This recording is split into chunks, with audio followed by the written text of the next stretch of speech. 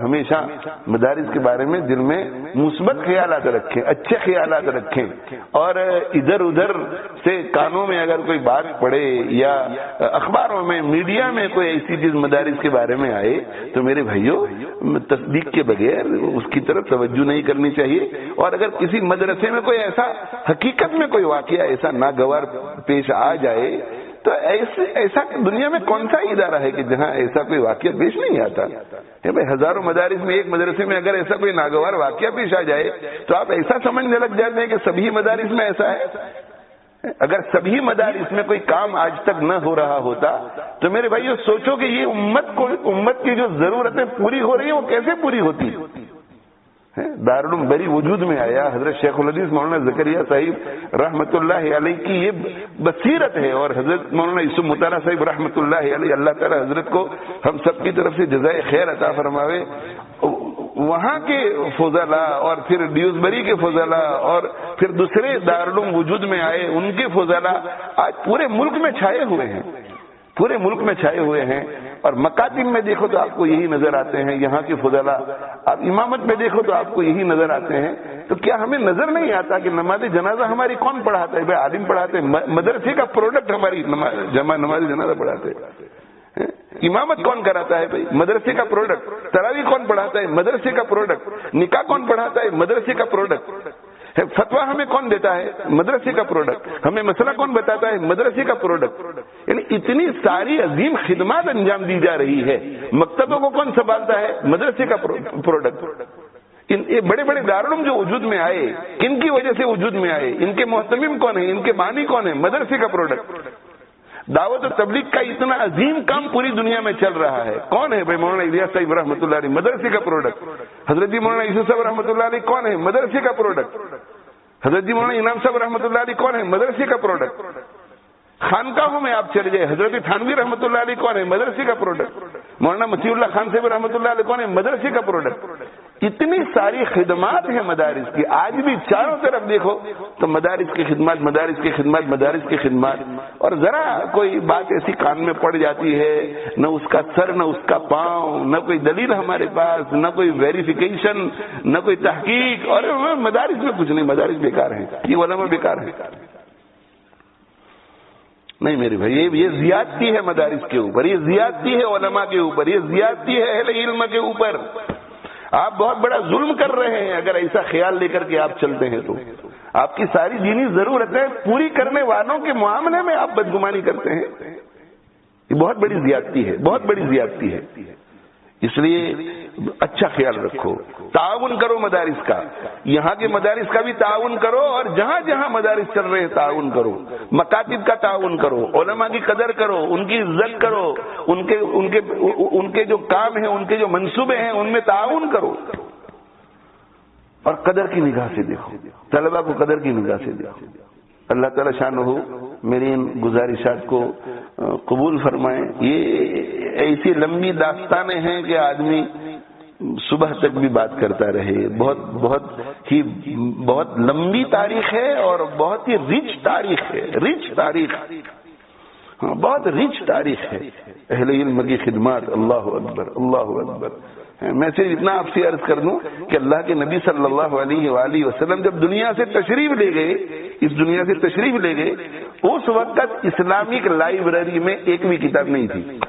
مدینہ منورہ میں کوئی لائبریری نہیں تھی کہ جہاں کوئی کتاب تھی. قرآن مجید اور احادیث شریفہ منتشر.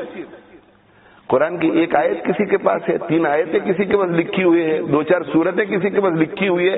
قرآن بھی ایک جگہ پر موجود نہیں تھا، قرآن بھی ایک جگہ پر موجود. اور حدیثیں کسی کے پاس نوٹس میں لکھی ہوئی ہیں، اپنے اپنے نوٹس. اور اکثر صحابہ کرام رضوان اللہ تعالی علیہ مجمعین نے زبانی یاد کی ہوئی تھی. یہ صحابہ کرام رضوان اللہ تعالی علیہ مجمعین کا پہلا طبقہ ہے علماء کا. اگر یہ حضرات محنت نہ کرتے اور علم کو تابعین تک نہ پہنچاتے، اور تابعین خون پسینے کو ایک نہ کرتے، اور تبا تابعین تک اس علم کو نہ پہنچاتے، بھوکے پیاسے نہ رہتے، اور بیابان جنگلوں کا سفر نہ کرتے، یہ 30-40 سال تک اپنے اہل و عیال سے دور نہ رہتے، تو میرے بھائیو آج ہمارے پاس کیا ہوتا؟ ہاں ہم قرآن نہ پڑھ سکتے. قرآن اللہ کے نبی صلی اللہ علیہ وسلم تو پورا قرآن بھی تحریری شکل میں چھوڑ کر نہیں گئے تھے. 10,000 حفاظ چھوڑ کر گئے تھے. 10,000 حفاظ بہت بڑا کام. لیکن قرآن مجید ایسی شکل میں نہیں جو آج ہم دیکھ رہے ہیں. اور اللہ کے نبی صلی اللہ علیہ وسلم کے زمانے میں با کے نیچے ایک نقطہ, تا کے اوپر 2 نقطے, جیم کے پیٹ میں ایک نقطہ, ہا خالی, خا کے اوپر ایک نقطہ. ایسا نہیں تھا. جیم, ہا اور خا یہ تینوں ایک جیسے تھے, کوئی نقطہ اکتا نہیں تھا. وہ عرب لوگ ماہر تھے اپنی زبان میں, تو وہ سیاق و سباق کو دیکھ کر, آگے پیچھے کو دیکھ کر کے فوراً سمجھ جاتے تھے کہ جیم ہے, ہا ہے یا خا ہے. زبر نہیں تھا, زیر نہیں تھا, پیش نہیں تھا, تشدید نہیں, سکون نہیں. یہ علماء کی محنتیں ہیں کہ ہمارے لیے ساری آسانیاں پیدا کی. اگر میرے بھائیو علماء اگر محنت نہ کرتے تو میں اور آپ نماز تو کیا پڑھتے, قرآن نہ پڑھ سکتے. ناظرہ قرآن نہ پڑھ سکتے میں اور آپ. آج ہم سورہ فاتحہ پڑھتے ہیں, لیکن علماء کی بدولت پڑھتے ہیں. آج ہمیں تکبیر تحریمہ کا علم ہے, ان علماء کی بدولت ہے. آج ہم نمازیں پڑھ سکتے ہیں, ان علماء کی وجہ سے پڑھ سکتے ہیں. یہ 1400 سال کی ایک تاریخ ہے علماء کی میرے بھائیوں, تاریخ ہے. آپ اس کو اگنور نہیں کر سکتے, نظر انداز نہیں کر سکتے. ہم جو چاہے کہیں علماء کے بارے میں, لیکن نظر انداز نہیں کر. قیامت کے دن پتہ چلے گا کہ علماء نے کیا کیا ہے. جب اللہ تعالیٰ شان ان کے سروں پر تاج رکھیں گے, اللہ تعالیٰ شان جب انہیں جنت کے جوڑے پہنائیں گے, اللہ تعالیٰ شان جب ان کی عزت کریں گے, ان کا اکرام کریں گے, تب ہمیں پتہ چلے گا کہ علماء کی تاریخ کیا ہے. اس لیے میرے بھائیوں, علماء کے بارے میں یہ نہیں کہتا کہ ہر عالم فرشتہ ہے. ہاں, علماء کی جماعت میں بھی جیسے بکریوں کے اندر بھیڑیا گھسا ہوا ہوتا ہے, علماء کی جماعت میں بھی کوئی علماء کی شکل میں کوئی گھسا ہوا ہوتا ہے غلط آدمی. وہ ہر جگہ پر ہوتا ہے. پولیس میں بھی ایسا ہوتا ہے غلط آدمی, ہر جگہ کے اوپر. تاجروں میں غلط آدمی گھسا ہوا ہوتا ہے, لیکن اس کی وجہ سے پورے طبقے پر انگلی نہیں اٹھاتے. ہمیں علماء کی قدر کرنی ہے. آج ہم جو کچھ بھی ہیں علماء کی وجہ سے ہیں. ہاں, بڑے بڑے بزرگوں نے یہ کہا ہے کہ لولا العلماء لکان الناس کالبہائم. اگر علماء نہ ہوتے تو انسان نہ ہوتا, انسان جانور بن چکا ہوتا. یہ علماء کی برکت ہے کہ انسان ہے, انسان میں انسانیت باقی رہی علماء کی محنتوں کی وجہ سے. اس لیے میرے بھائیوں, آپ جو ہیں علماء کی قدر کریں, مدارس کی قدر کریں, ان کے لیے خوب دعائیں کریں, خوب چندہ بھی دیں, خوب تعاون کریں. ہاں, طالب علموں کی ہمت افزائی کریں, اپنے بچوں کو بھی اس راہ میں لگائیں, اپنے بچوں کو اس راہ میں لگائیں.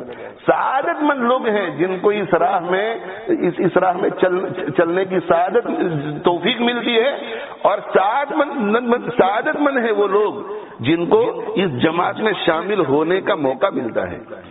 ہر ایک اس میں شامل نہیں ہو سکتا. حدیث پڑھائے, قرآن پڑھائے, تفسیر پڑھائے, کس قدر خوشی کی بات ہے ماں باپ کے لیے بھی اور ان کے بچوں کے لیے بھی. اس لیے اس کی طرف خاص توجہ فرمائیں.